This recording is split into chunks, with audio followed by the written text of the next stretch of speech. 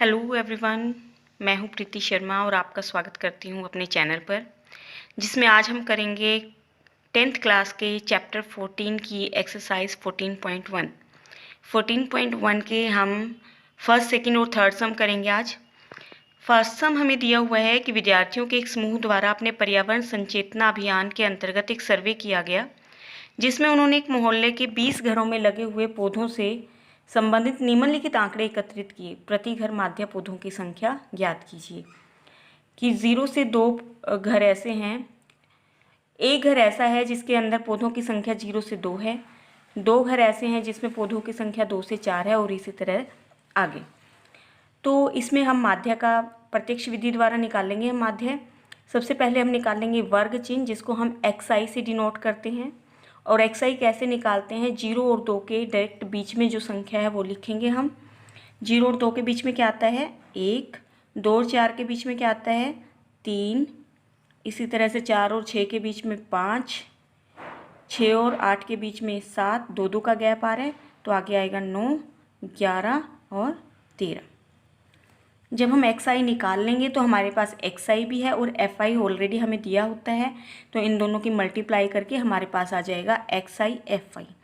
1 की 1 से गुणा करेंगे 1 आएगा, 3 की 2 से करेंगे 6 आएगा, 5 की 1 से करेंगे 5 आएगा, 7 की 5 से करेंगे 35, 9 की 6 से करेंगे 54 और 11 की 2 से करेंगे 22, 13 की 3 से करेंगे 39।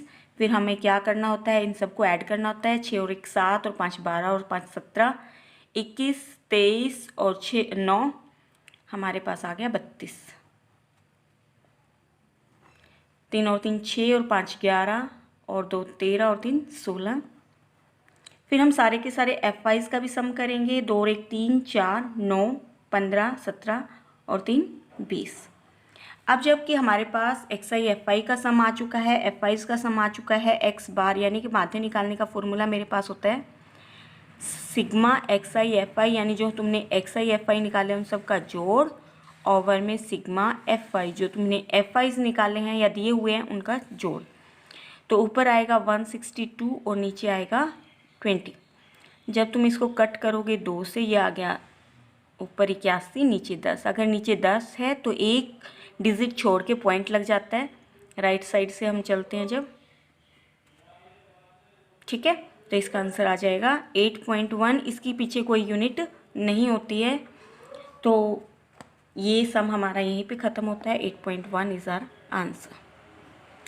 उसके बाद आता है सेकंड सम कि किसी फैक्ट्री के 50 श्रमिकों को दैनिक मजदूरी के निम्नलिखित बंटन पर विचार कीजिए और श्रमिकों की दैनिक माध्य मजदूरी पता करें। वर्ग अंतराल हमें दे रखा है 100 से 120, 120 से 140, 140 से 60 और FIs में हमें दे रखे हैं। तो इसमें सबसे पहले तो वही निकालेंगे हम वर्ग चिन्ह, यानी कि xi। 100 और 120 में क्या आता है? 120 के बीच में क्या आता है? 110।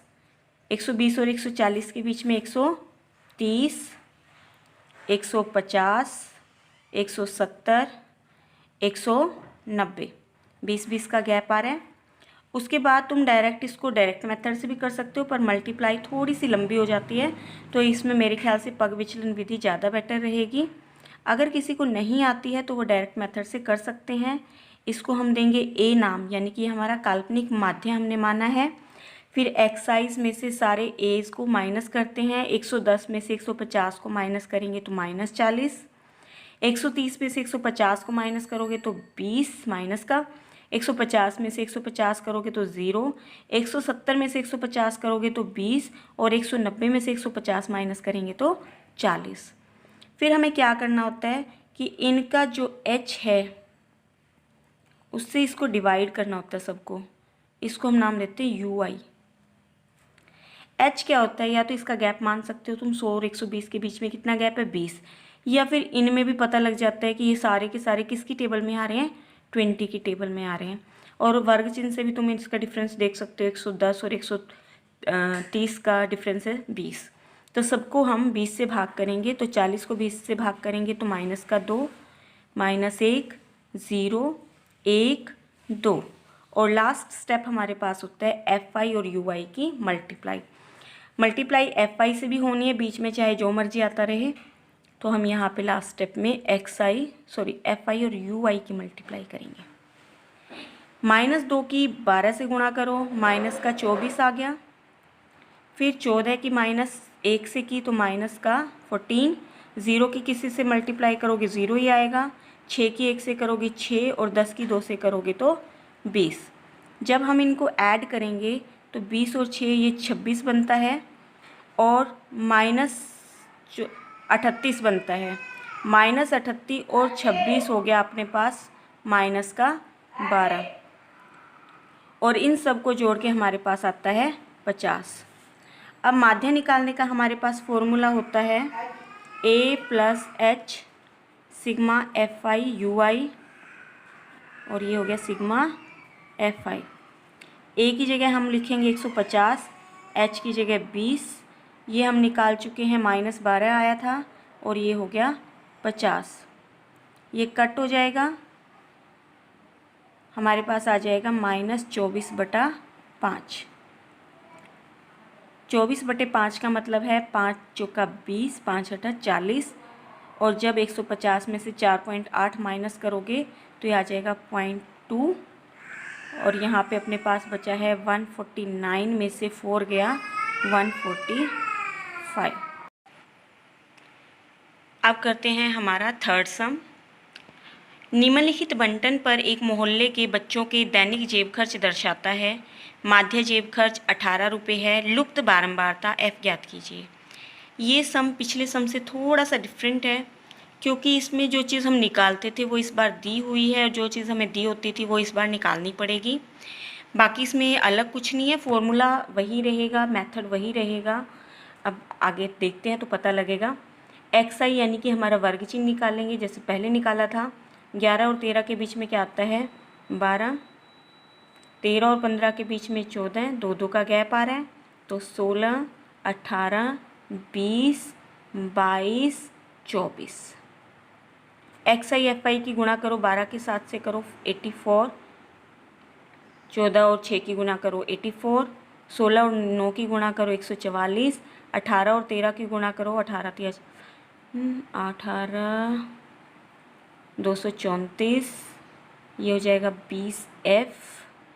22 की 5 से करोगे तो 110 और 24 की 4 से करोगे तो 96। अब इन सब को जो ऐड करेंगे हम तो इनमें 20 को ऐड नहीं करना क्योंकि जो F वाली जो हमारी स्टेटमेंट होती है वो F वालों में ही ऐड होती है और जो सिंपल हमारी संख्याएं हैं वो सिंपल वालों में ही ऐड होंगी। तो इनको F वाले को अलग से ऐड करोगे तो ऐड करने के बाद हमारे पास क्या आएगा, ये देखो 4 16 हो गया यहाँ तक और 6 22, 8 और 2 10 और 8 18 और 4 22, 23 24 25 26 और 9 35, 3 और 2 5 और 1 6 और 1 7 और ये 20F हमने ऐड नहीं किया है तो इसको अलग से लिखना पड़ेगा 752 + 20F। जब हम FIs को ऐड करेंगे तो हमारे पास क्या आएगा 7 और 6 13, 13 और 9 22, 22 और 13 35 और 5 40 और 4 44 + F। अब माध्य का फॉर्मूला हमारे पास है सिग्मा XI FI बटे सिग्मा FI। ये हो गया 752 + 20F और ये हो गया 44 + F और x बार हमें दिया हुआ है, x बार का मतलब माध्य वो हमें 18 दे रखा है तो यहाँ 18 लिखेंगे।